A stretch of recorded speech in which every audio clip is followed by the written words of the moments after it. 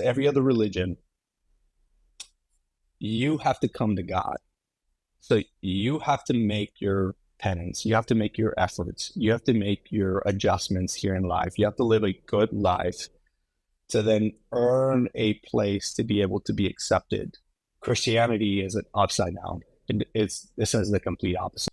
You cannot, first it identifies the place of our heart. You cannot do enough good to earn a place with God.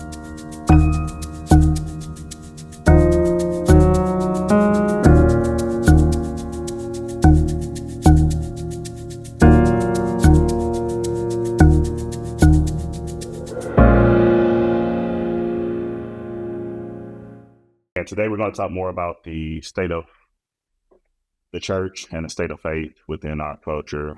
There has been a huge decline within the Christian faith in particular. I can't speak to any other religions. Obviously, I'm only familiar with the faith I know. I myself have my own struggles, and I've also had to, help others navigate some struggles dealing with the Christian faith. And so, there's a lot of great resources out there. The term deconstruction is popular right now. A lot of people are deconstructing their faith with this information age. So much is coming at us, and so we're trying to recalibrate. Like, do I truly believe this? And if I do, why?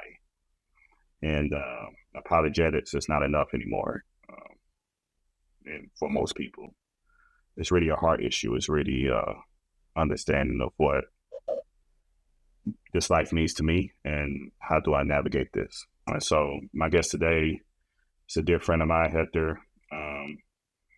And, we're going to just have a discussion, share our experiences, and share some tools and some tips that we think can be beneficial to those who are in the faith and is trying to navigate this walk in today's culture. So how you doing, man? Doing well, man. Glad to be on the podcast. Really glad that you got to really pursue this and really just expose some of the conversations that we're already having, when the cameras aren't rolling. And I think, the hope really, as you said, is that these conversations help people that might be dealing with the same questions or the same doubts or navigating through the same. I think someone will be able to benefit from some of what we discussed today. Absolutely. So let's start off rather with you sharing a little bit of your story as to how you came to the faith and what are some things you're doing to navigate your walk today's society. Hector is big time at his company. He may not want to share that, but it's a pretty big deal. And so with that level of influence and being a father, being a husband, Yeah. How are you navigating your faith and your walk in today's culture with all this stuff coming at you? Yeah, that's a great question. First of all, I was born and raised in Mexico. I'm born and raised into the Roman Catholic faith, and I went through all of it: catechism, baptism, first, baptism, and I served in the church, and that was kind of a cultural experience that I had. And if you know anything about the Catholic faith, specifically within Mexico, it's the religion is really embedded with the culture. I'll liken it to the Jewish religion and culture, or Muslim religion and culture in certain areas of the world, where it's just a part of who you are as a community. And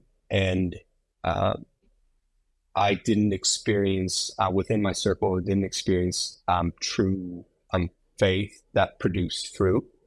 And there were things that I was navigating as a young kid with parents' divorce and separation and feeling the weight and responsibility for my younger brothers that caused me to really have a need for something that was real. And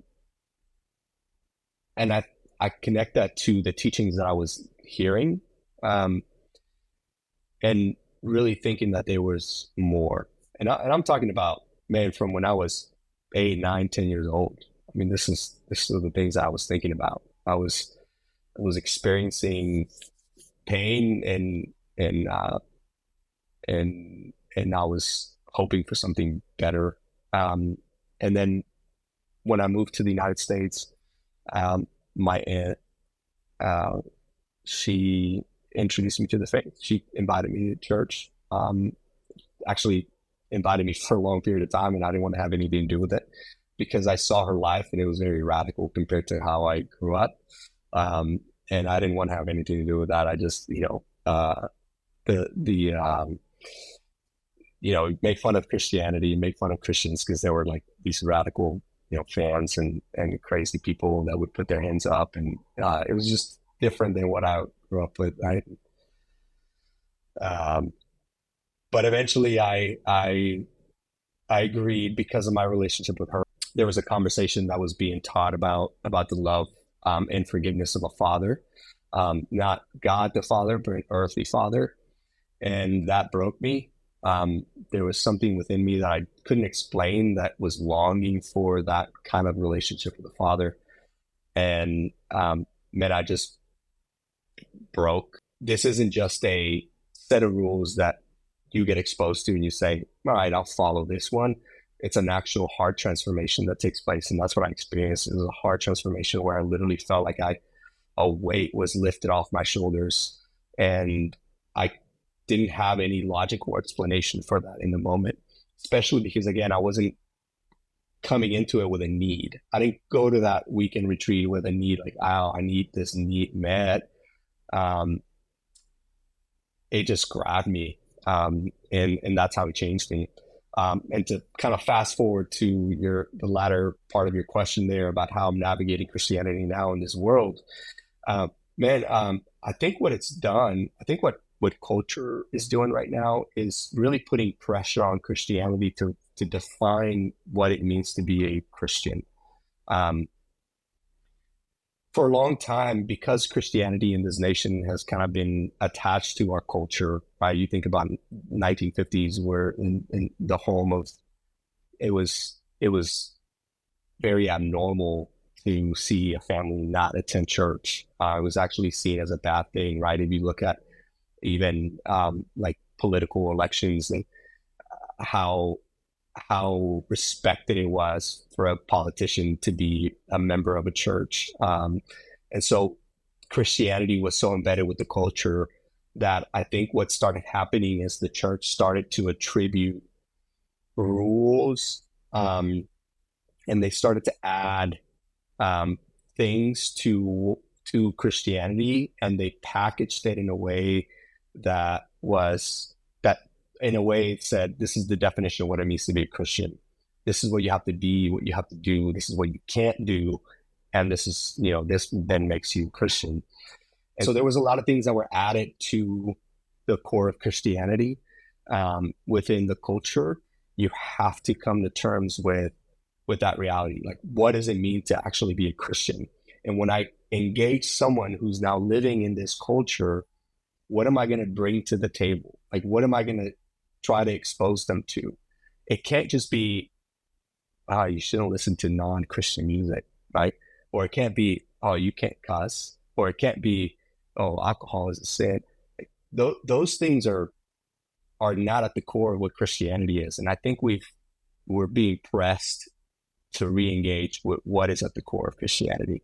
If we go back to those tenets of what Christianity is and how we engage with the world, I mean, we'll be safe. And so that's what I try to do. I fail, right? Because I have my own, I bring my own things to the table, right? And sometimes I'm inclined to, there are things I like and there are things that I don't like. And so, but I have to make an effort to try to go back to what is at the core of it, right? And so that's how I would answer that question. Like, this is how I'm navigating now. It's just go back to the core of it. You talked about certain faiths being embedded in culture.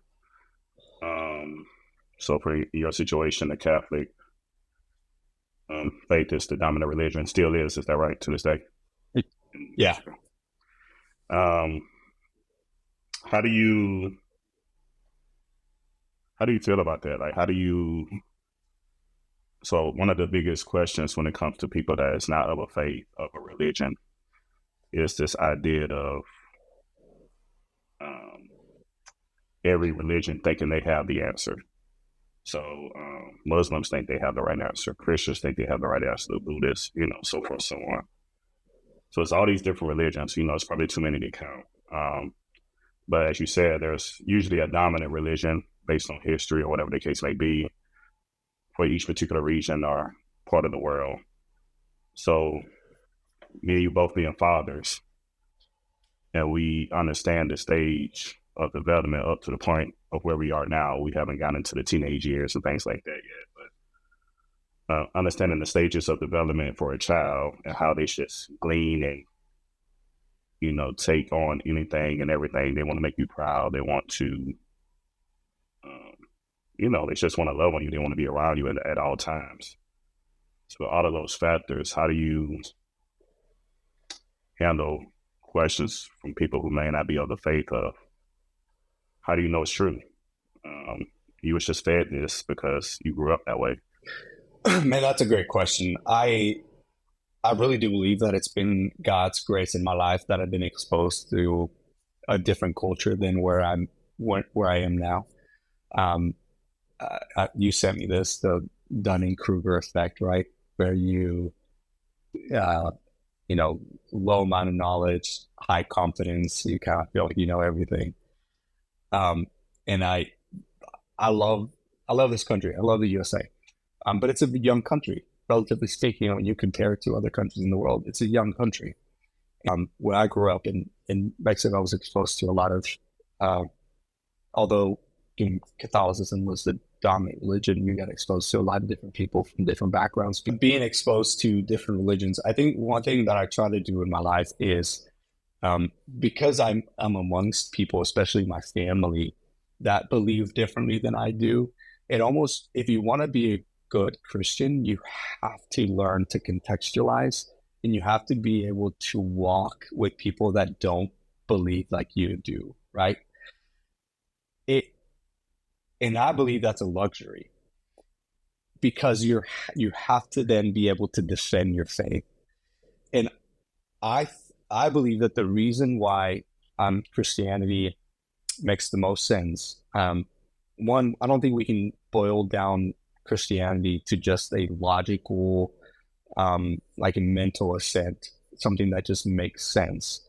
If you pull your list of all the beliefs of every religion and you do your pros and cons of each, I don't think that's how you get to Christianity. And the Bible talks about this. Christianity really is a belief that comes from your heart being turned to God. So the eyes of our hearts being open to see that God is real and who God really is. And at the crux of Christianity is the resurrection. Because every other religion, you have to come to God. So you have to make your penance. You have to make your efforts. You have to make your adjustments here in life. You have to live a good life to then earn a place to be able to be accepted, to be consumed back into the universe, or be reincarnated, or see Allah. You have to make modifications in your life to live a good life where you're giving to others and you're being a good person. And then at the end of your life, you're weighted, whether you did more good than you did bad, essentially, and then you get accepted. Christianity is an upside down. This says the complete opposite. It says you cannot, first it identifies the place of our heart. You cannot do enough good to earn a place with God, because God really is holy in God. So first of all, it positions God as a perfect God, and it makes the distinction immediately that no one can attain a relationship with God, because he really is God and he really is perfect and he really is holy. Then you have a problem, right? That who can ever be with God? That same God also is loving and gracious, and he provides a solution for us by himself incarnating taking on flesh and then coming down to live amongst us and to reach out for us, and to make a way for us to be with him. So he is the author and the finisher of our belief and our faith. No other religion does their God come down in our place and rescue us so that we can be with that God. That's a whole, just that in itself should be enough to make us really think, why is this different? Putting aside, not diminishing, but putting aside any hurt, any pain or doubt that may come from experiences around Christians. If you're able to put all that aside and come to the table and then deal with the resurrection, I think you'll be hard pressed to not, at the very least, leave an agnostic when dealing with Christianity, because you just can't prove that he actually died and stayed. Yeah. No, that's good. You mentioned the crux of the heart, and I really think that's something that is individual based. And for me, that's really has been the string, if you will, that's keeping me holding on. Because the stuff that happens in life, I don't know if Christians have proprietorship over certain experiences or miracles or anything like that. I don't know if we're the sole owners of that. I think other people experience those things as well. They may not attribute it to God or whatever, but they have those experiences. So for me, experiences is really not a nail in the coffin, but the crux of the heart, I think, is something that only an individual can really wrestle with. Like, what are you feeling internally? And you talk about the resurrection.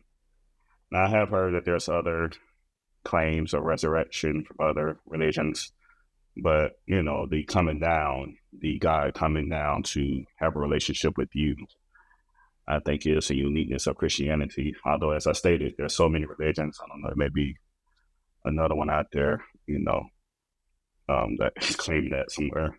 But for the most part, that's usually attributed to Christianity. I guess I share my experience. I don't know if I've ever really done this, but I grew up mainly Christian, obviously. My grandmother in the region where I'm from, in Louisiana. Louisiana is also a big Catholic state, but in the particular region I was mainly Methodist, which is that John Wesley? Methodist. I can't remember. Anyway. Yeah, John Wesley. Yeah. So mainly Methodist. So Sunday school, I was the little I don't know what you called it, but the nod hat. Walk down the aisle with the little flame, light the candle. At the end of service, I put the candle out. VBS, all that. By the time I became a teenager, my mom started to kind of try different churches. Sometimes we wouldn't even go to church. So all that, left Louisiana when I was 18, went to go stay with my dad in Arkansas. And then this was around 2003, 2004, he got activated to go to Iraq. And so went to train for that, things like that. He was gone for probably 3-4 months, and then he came back for, I think, like a week or 2 weeks before they actually go over there. It was like, almost like this last time you get to see him for a year. So before he left, he wanted everybody to go to church with him. So we went to this church, this Baptist church in Arkansas. And not to discredit anything growing up, but man, that was the first time I heard someone kind of break down the scripture in a way I can understand. Or to your point, maybe it was the gift that my heart and my eyes will be open to hear, or my ears will be open to hear and understand. I don't know. We attribute a lot to man, but it could be something else going on back there, right? But bro, I was ready to walk up there, bro. Like he still had another 10, 15 minutes left. I was like, I'm going to walk up there. And to your point, it was a real physical, emotional experience. I walked up there. We all know that process, right? Everybody happy for you, take you in the bag of your information. Now you're a member. Like you didn't ask to be a member, but you're a member now. Now you got to come to new member class and all that, right?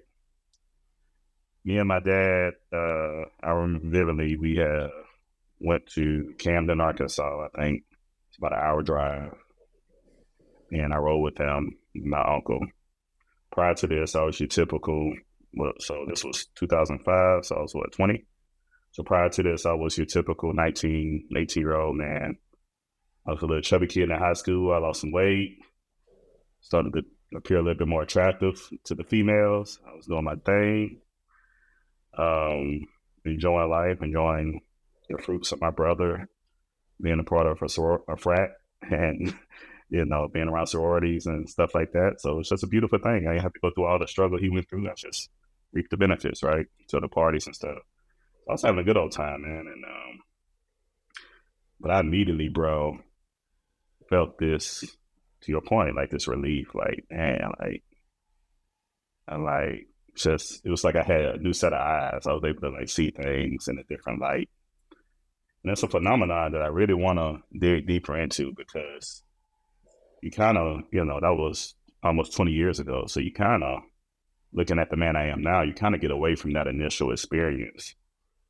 And it do kind of, at least for me, make me ponder that idea of a war happening in the background, right? Now, as a almost 40-year-old, I kind of have to separate those thoughts from people. Because to your point, Christians would make you not want to be a Christian. That's a whole nother subject. But because my analytical mind is like, man, that's very like Avengers, Marvel movie type stuff. This war of Satan and God.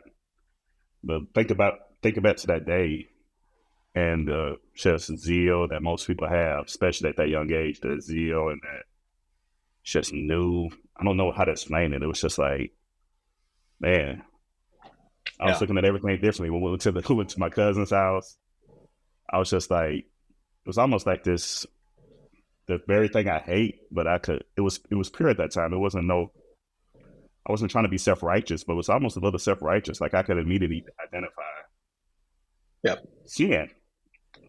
And, I don't know if you could relate to that, but it was like, I was like, the stuff that normally wouldn't bother me was bothering me immediately. The day of, I'm talking, this is 2 hours later, the day of, certain music, certain songs that my dad was playing while we was driving there. Certain imagery I was seeing and looking out the window, and I didn't have no iPhone back then, but yeah, bro, I was just zoned out, bro. Like, it was weird. I started faithfully going to that church, getting involved, and had a relationship that kind of derailed me, like most men do. If you're not married or anything during that time, had a relationship that kind of derailed me. Ended up leaving that church and going to another church, just visiting my grandmother's church, which was kind of a non-denominational word of faith. It was very different. Like I grew up very traditional, older crowd, older demographic, old songs, victory is mine, in the name of Jesus, victory is mine. Like, the preaching wasn't very captivating to a younger audience. They rotate at the Methodist Church, they rotate preachers. It's almost like a turn, an election turn. You become a pastor and you could be voted out, you have to, and then somebody else will move into the house or whatever. And so I've had like 3 or 4 different pastors in my short time. Whereas this was like, it's one pastor usually for 20, 30 years, right? And They kind of set the tone of the church. Big lights, big building. The music is lit. The band is lit. He teaches. He don't preach. There's no hoopla. He teach. You can understand. They give you notes. Like this was all new to me. Like you got to think. Like Yeah. they give you notes. It's on Yeah. DVD. You can buy it on DVD. You can buy it on CD. Yeah. Very easy evangelistic tools, right? Like this is pre-social media and all that. So very easy evangelistic tools. Something I couldn't do at those other churches as easy.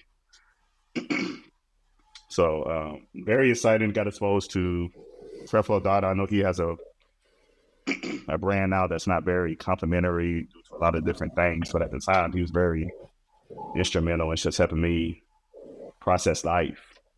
Not so much theologically, but just life skills. It was a beast. That 05 to 08 era, dude was a beast. I can't nobody tell me that the Creflo was a beast. So after that, I can't speak to it. But those 3-4 years, man, he was. I was on him heavy. And it's actually the church where I met Kevin. One random Wednesday night, our friend Kevin, I was on the last episode, he came to visit. I don't know why he was there, because that's definitely not Kevin's cup of tea. But I guess it was, divine and, divine connection. They had a little opportunity where they say, get up and meet somebody, shake your hand, tell them, and it was Kevin. He was on the same row. I was like, what up, bro? Terrence, like Kevin. Kevin was an evangelist, like, hey, let me get your number. Gave him my number. He called me like a week later. And he was on the phone, like no pause. You got to say that pause, no homo, all that now. But we was on the phone like a good hour and a half, bro. That first conversation, it was almost like yo, like I know this dude forever. And so connected with him, and then he connected me to another church in Little Rock. That was still Word of Faith, but predominantly white. So a different experience. So this church where my grandma was there was predominantly black, but not denominational, but not once predominantly white, non-denominational. So now I'm exposed to Hillsong. Hillsong at the peak. This is peak Hillsong. Before any other scandals. What was it? What's the song that boy had me crying? There is no one else but me. None but Jesus. Ooh. None but Jesus. Yeah. Ooh. Yeah. We was like in a little. He was part of a college career, so it's a young adults group. And this was the first, not I don't know who would see this, not to knock anybody else. Everybody was on a journey.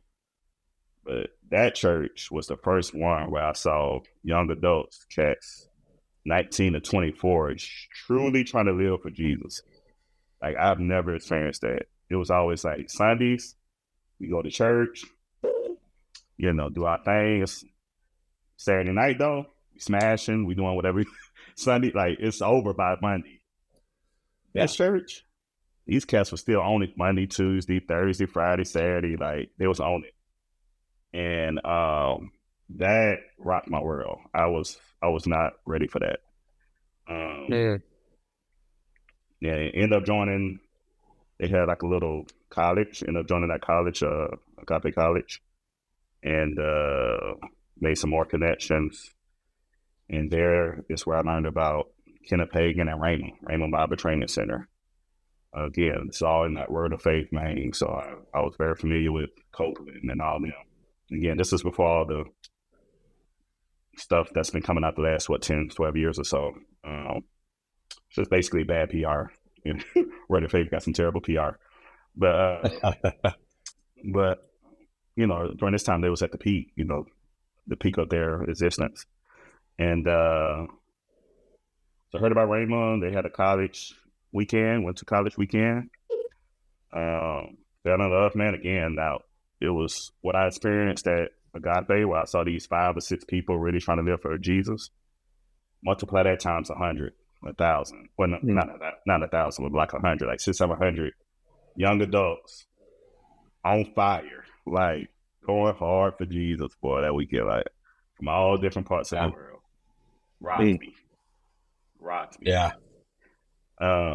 Signed up immediately. Got in immediately. That weekend. Moved to Oklahoma. And this is all speed through, right? But yeah, at Oklahoma is where I met my wife, my friend wife, Janita, who came from Chicago, South Side. Just clarify your current and only wife. Oh yeah, current and only wife. That's kind of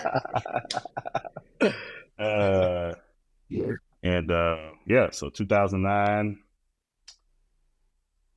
went out there summer 2009 and met her later that year. I tell it, she fell in love at first sight, and I gave her a shot, and she won me over, and the rest is history, But there is where my faith began to dwindle a little bit. I had obtained a job at Oral Roberts Ministries, which is Oral Roberts is a university, it's a big university there in Tulsa. Yeah. And so I worked at a prayer center. My only job, I'll go in after school, like 3 to 10, just pray for people. Most boring job you could ever have. Yeah, man. And what kind of opened up the door for doubts were just a prayer request. And a part of that was because of the faith I was part of, the sector I was a part of, the Word of Faith sector. So it could be, I think the intentions at the core were good intentions. But when you're dealing with human beings, they're going to take that and manipulate it and just go ham. Yeah. And so, yeah, man, I kind of began the questioning and stuff like that of my faith, just that period. And then, like I said, I was always in leadership, man. Like, I was always able to get behind the scenes and, have a relationship with some of the key people in ministries. And for the most part, all good people and good hearts, but, you obviously get to see the flaws in man when you're in that, close proximity. I've always been open to hearing other people's perspective, hearing how others view. And then obviously around this time, you're talking 2011, 2012, social media is big, the internet is becoming more dominant. Cell phones are becoming more powerful. They're like mini computers. And so the information age is beginning, right? YouTube is starting to blow up. Here comes the information age. And I think that's where Gen Z, or whatever this new generation is called after millennials, I think that's what they struggle with the most, is this information overload, Mm-hmm. A lot of it is good. Kind of what you was talking about earlier. We had the Rodney Kings. We had, if you grew up in the hood, you know about racial inequality and that tension between the community and police and things like that. All of that wasn't new, but social media kind of brought an additional light to it that made more people that may not would have ever known about it be more aware. Sexual immorality behind the scenes, with the Me Too movement and things like that. Those things just became more aware.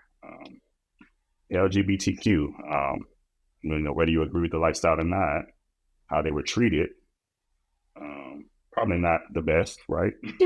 By the church or by others. And, so at least garnering some level of respect as a human being, regardless of their sexual preference, is, is a result of this information age. So this information age has done a lot of good, but it's also obviously has done a lot of damage.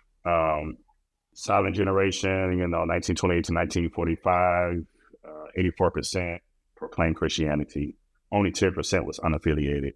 Baby boomers, 76% claimed Christianity. Only 17% was unaffiliated. The rest were non-Christians, the percentage. Come down to millennials, 49% claimed Christianity, 40% unaffiliated, 9% non-Christian. And this is from 2020, so you can imagine what it is in 2024. It's just going to be, so you see the weight is shifting. So it was real dominant, 80, 90%. Now it's about an even scale, 50-50.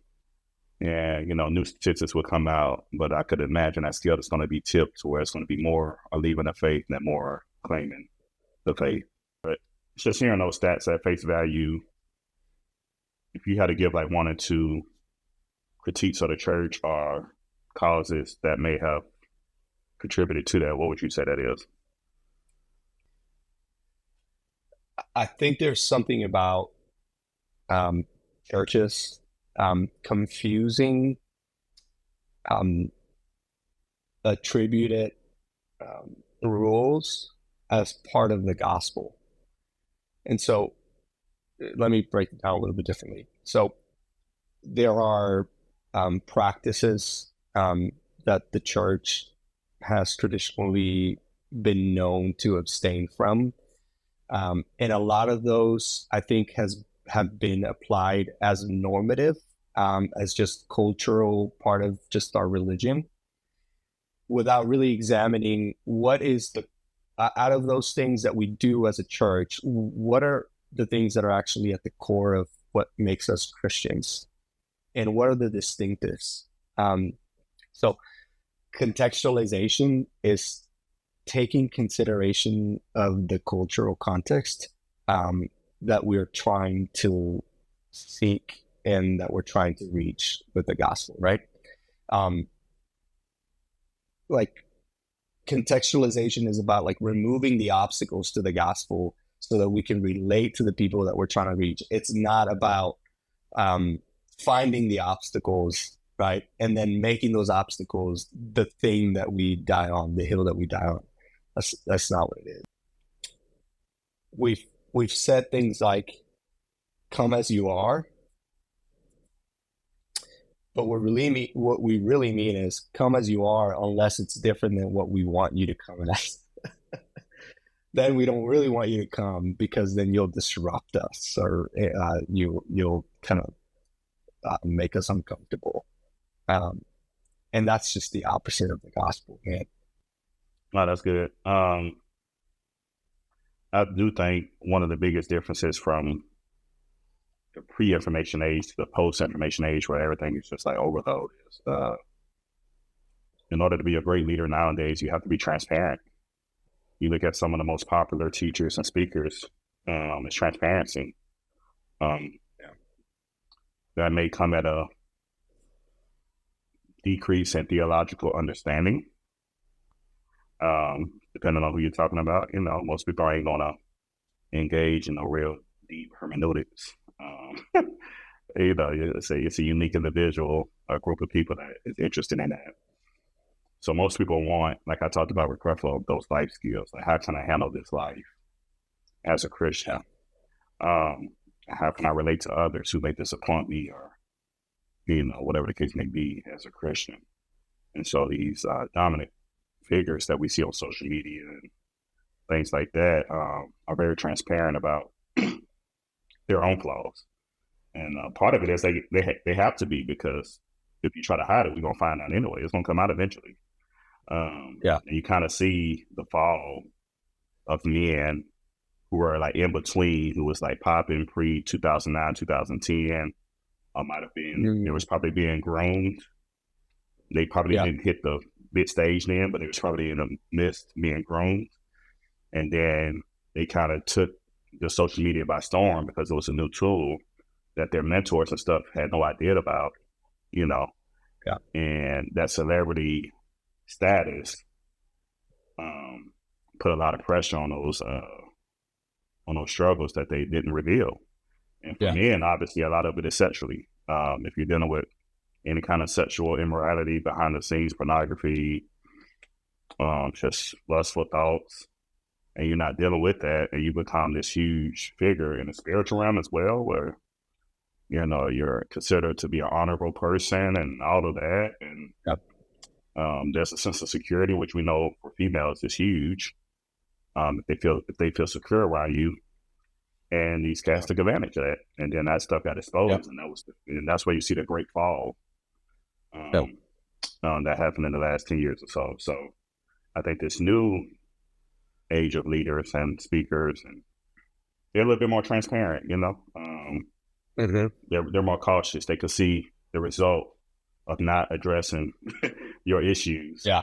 And I think in that aspect, I think it should improve and be better.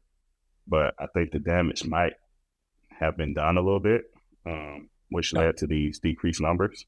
I am encouraged by, I think that the younger generation is putting a little bit more pressure on the older generations. I mean, we're millennials and we're kind of on the older side of that millennial generation.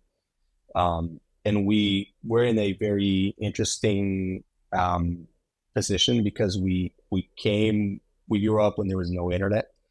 Certainly, social media was in no existence. 2007, when the iPhone came out, that's when things started kind of really shifting. So in our like youth, we started to experience the internet, nowhere near what we have now, but we're still young enough now to really understand what's happening with like TikTok and trends and that communication age where people are overloaded, our kids are overloaded with information. So we get to be in a really good place, I think, to be able to address it. And I think we need to be wise about how we do that. I think our kids, in some ways, I'm very hopeful for our kids because the things that are getting exposed are very, very clearly getting exposed. You talked about the Me Too movement. You think about um, the way the church has, historically maybe treated the vulnerable, marginalized, and I think kids are starting to see like, okay, what's the real, what's the real here in all of this, and we have a responsibility to give them that. You know, I kind of wish the iPhone came out in '05, man, because if we would have known how big it was, me and you would have had one of us would have had a mega church already, bro, and we could have been living large. So I kind of hate that it's just a few We years, missed it. bro. Like we missed it. Going back to the kids, one of the things that, although it's a information overload and there's going to be a lot of questions and doubts and struggles, one of the things you can have confidence in is that in 2024 and beyond, if a Gen Z say they're a Christian, you could have some assurance that they probably are solid. Would you agree? Like, you know, prior to this generation, you kind of had to go to church, and I mean, I still part of that today, right? Like, you're still a kid, Yeah. and church is a lot more cool. Like, yeah, I mean, they got all kind of cool stuff now, but you kind of had to go to church, and you was kind of just relying on what was given. It was almost cultic to me. I mean, that's a strong word to use, but that's kind of how. I mean, you kind of just go and be fed, and you accept it. There was really no tools to, Yeah. question or kind of, we weren't getting a concordance or nothing like that back then. Like, not as a kid. Now, they can use Google, they can YouTube, they can, ask questions and ponder, hear different perspectives. And if they land on Christianity and Jesus as their savior, then you could. That's pretty solid. Not to say there won't be a fall in the way of some, but I mean, it's pretty solid. So it's almost like, I like to relate everything to culture, but if you're an artist, a music artist, and you pop, you got a skill because it's so flooded Right. with different types of talent and stuff like that. Yeah. And so, yeah, I mean, if you pop, it's Yeah. something there. Whether I agree with it or not, I don't understand Sexy Red, but Yeah. it must be something there in the culture. You know what I mean? Yeah. I think everybody knew your Yeah. You color might too. not be. But Yeah. You hey, didn't have to you didn't have blast to it in say the it, name. but I mean, Yeah. Yeah. maybe that was needed for the culture. So, Yeah. who knows? Yeah. I'll be honest. This conversation went a whole different direction than I expected to go, and I'm kind of glad about it because it kind of put me in the thought of how I want to proceed moving forward. Do you think therapy is replacing faith in culture? So when you're talking about dealing with depression and all these emotional aspects of it, which, let's be honest, that's I don't know if that's what it should be, but for a lot of people, that's really where faith, religion, whatever you want to call it, it's an antidote for dealing with life struggles. And some of the most popular teachers have topics around dealing with life struggles. and now especially in the Black community, therapy, I think, has kind of circumvent faith.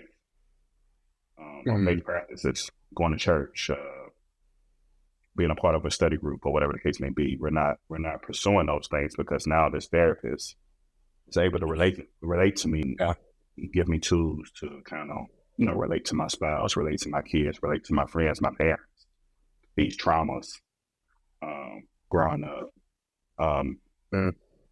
That wasn't there, or wasn't as prominent, at least in the community that I grew up in, like it is now. Yeah. So how do you see that moving forward, like therapy?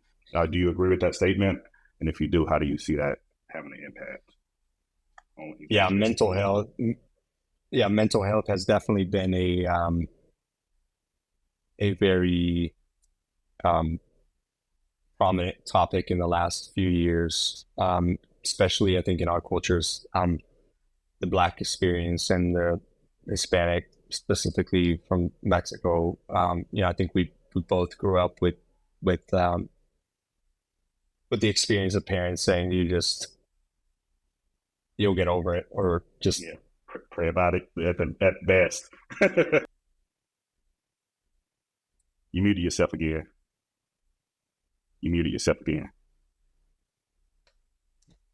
I bet. Yeah, at best, just pray about it. And the normal thing was just get to work. Like you just got stuff to do. Don't have time to be worrying about that.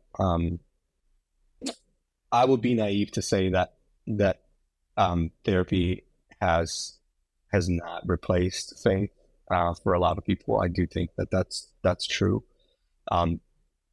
People are looking to find answers for their pain, for their hurt, their depression, things that they're experiencing. And so it makes sense. And then when you contrast that with, as an example, the seeker-sensitive movement from the church, what I would call those preachers that were more like life coaches and less like preachers. There's always been a wave of that within the church, where it's been like life skills, encouragement to live a better life. And so, and that's still, I think, drawing some people in, but I don't think that therapy can replace true Christianity at all. Therapy, I think, gives you tools to learn how to navigate some of your own tendencies, to navigate some of your own like weaknesses and faults. And if you think about it, the brain is almost like a muscle, like any other muscle.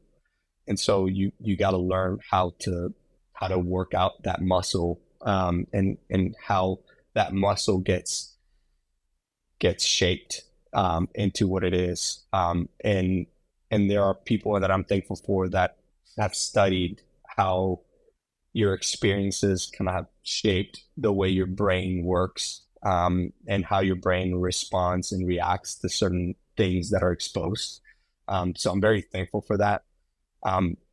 But you cannot replace the need for a new heart in a person.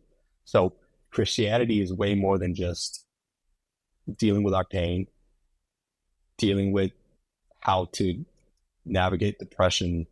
Like Christianity at its core is we have a need to be reconciled to God, and we are broken and sinful people that time and time again choose against God, and God has made a way for us to be reconciled to Him, so that we can have a relationship with Him. And so at the core of Christianity is about getting us connected back to God.